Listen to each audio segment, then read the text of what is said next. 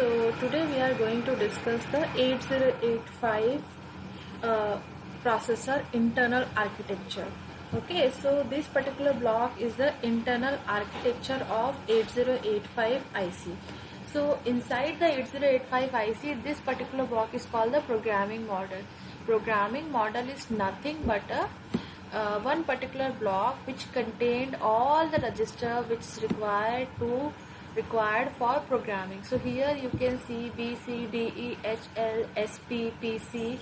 This all register is contained by this particular block. So this is called the programming model. Okay.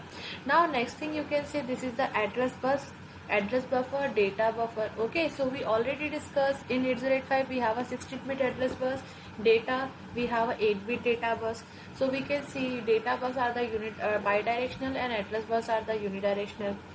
So here you can say address bus is the A15 to A8 and data bus is the AD7 to AD0.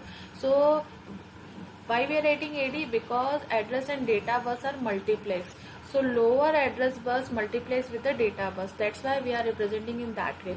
And next thing is we will discuss about it.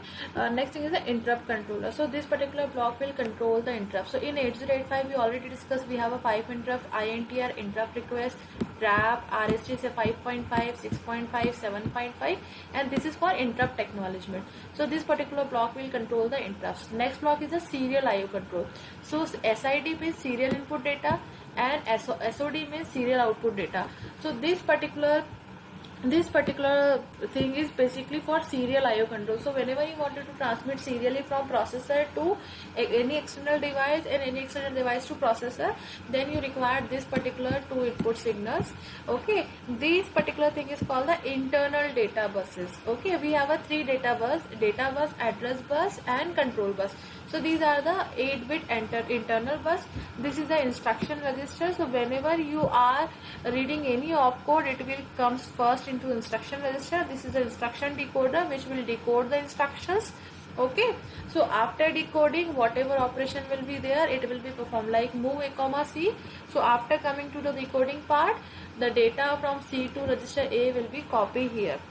This is the accumulator, this is the temporary register, and this is the flag register which can store the status of the flag, and this is the arithmetical logical unit. So whenever if your instruction wanted to perform some arithmetical logical task, so this particular task will be performed this arithmetic logical unit. Last not the least, this is the timing control unit. This is the important part of every processor IC. So timing and control unit basically generate some control signal. So here you can say read bar, write bar, these are the control signal. As we already discussed, whenever you wanted to read and write anything from memory, you need to send the control signals from the processor, that is read and write bar. Okay, and ALE is nothing but an address latch enable. It will differentiate between on this particular address data bus, right now it's address or data. Okay, S0 and S1 as the basically status signal which will show which machine cycle is used, like memory read, memory write, IO read, IO write. And this IOM bar is the control signal which is required to know right now operation is performed by memory or IO. This particular thing is called hold. It can hold the processor, like everything will be stopped inside the processor when processor will be in the hold signal. HLD is a hold acknowledgement. It will acknowledge to the other device that right now processor is in a hold state. Reset in is nothing but it can reset whole processor. So if your program on the 10th line, so via reset in your program counter will be set on the default position.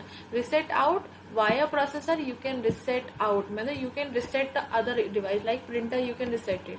Okay, now next thing is the clock out. So via 8085 you can set the outside clock also. This X1 and X2 is the inside clock.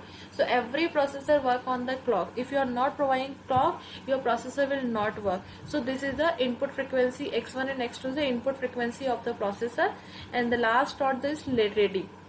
Ready is also the control signals. Which is required for that if you wanted to process some particular data, bunch of data.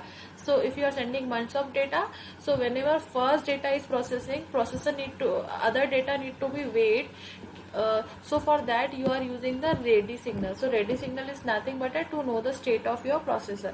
So this particular block is called the internal architecture of 8085.